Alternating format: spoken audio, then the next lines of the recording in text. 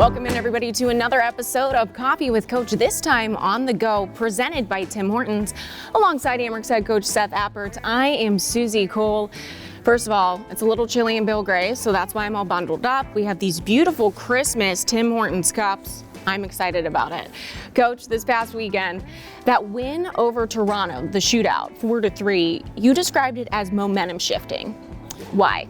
Well, I think that we've had some games lately, Cleveland Saturday, Friday against Utica, and Saturday in Toronto, where we felt we played really well and didn't find a way to win.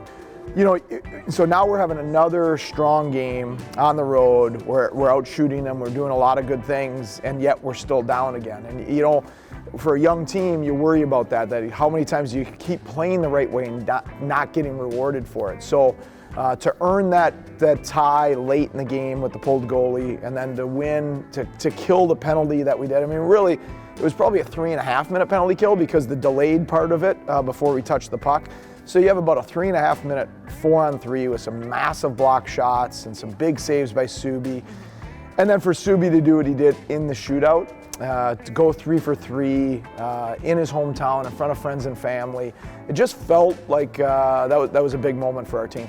You talk about goaltender Malcolm Subban right there. Why was maybe this the win that he needed for where he's at with his game right now? Well, he's barely played in the last couple of years. You know, you had the COVID year and he's had injuries, and he missed most of the last year with injuries, and then he started this year with an injury.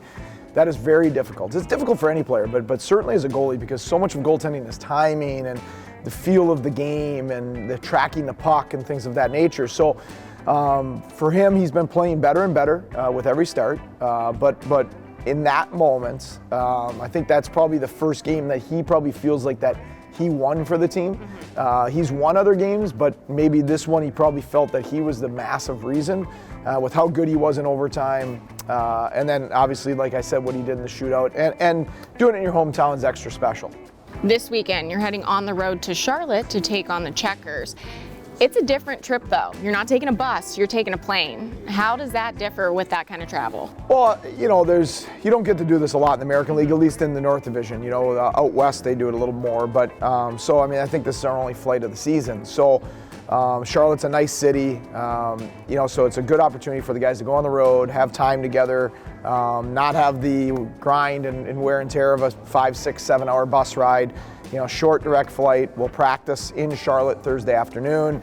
Guys can go have nice dinners because it's a good town. There's a lot to do in downtown Charlotte. So, and then we're playing a very, very good opponents back-to-back nights. So there's a lot of good that can come from this trip. And I think, as I've talked to our team about, the best teams keep pushing ahead to Christmas. They don't coast into Christmas, and that's something we want to be doing over these next 2 weeks. Coach, thank you for having some coffee on the go with me here today at Bill Gray's. That was another episode of Coffee with Coach. The Amherst on the road this week with back-to-back games on Friday and Saturday against the Charlotte Checkers. Good luck, Coach, and we'll see y'all soon.